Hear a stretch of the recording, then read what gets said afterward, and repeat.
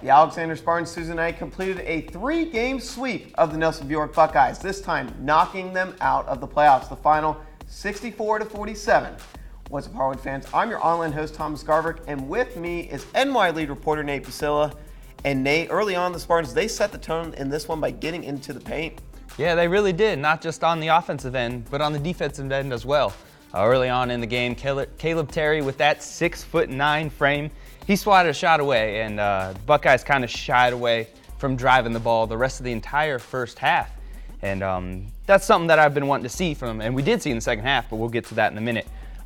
They didn't shoot a single free throw in the first half. That just goes on to show they weren't attacking, and with a guy like that can protect the rim, you either got to be nailing your deep shots or you got to attack them. Make them get some fouls, put some pressure on them.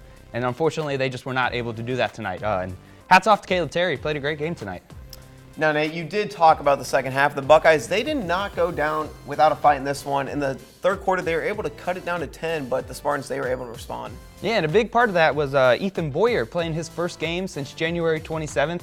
He dropped 21 points. It was great to see that. And after the game, I talked to him. He said, "Oh, I'm fine." It's like, okay, man, you haven't played in a month, but all right. But no, he had a great game. Braden Allen was playing very well as well.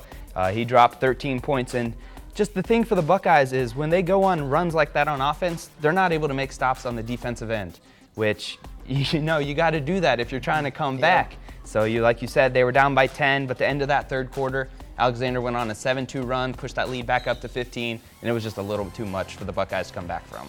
Nate, what's up next for the Spartans? Because I know they're not done yet. Unfortunately for the Buckeyes, they are, but the Spartans, they got more basketball to play. Yeah, they'll be playing Saturday. They'll play the winner of South Point, River Valley at 8 o'clock at Jackson.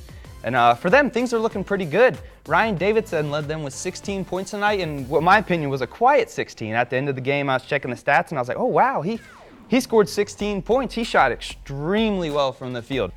Shooting 5 of 6 from the field goal range and 2 of 4 from three-point range. That dude was on the money, and something I really didn't realize during the game. The dude had a great game. Stone Markins-Irwin in that first half, he was crucial.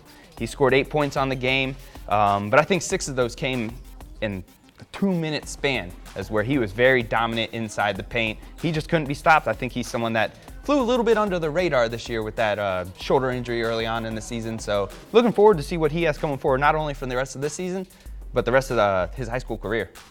Takeaways from tonight's game for the Spartans: a well-balanced attack, and they will be continuing their season on Saturday. And for the Buckeyes, just a tough way to end the year.